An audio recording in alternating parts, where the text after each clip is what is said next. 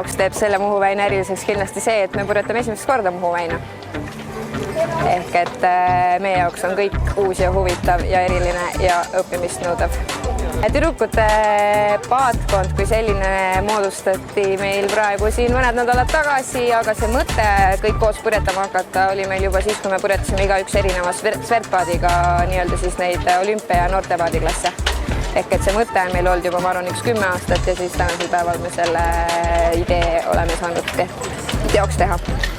Mina ootan kõige rohkem seda, et me saame nii-öelda iseendast võitu või et me saame hakkama kõige sellega, mida meile pakub loodus ja mida see kogemus üldse pakub, sest et see on nagu minu jaoks praegu kõige suurem nagu takistus või et ma ei oska mitte midagi oota või loota, aga ma loodan, et me saame nagu nii-öelda enesest võitu ja tuleme sealt tugevamatena tagasi.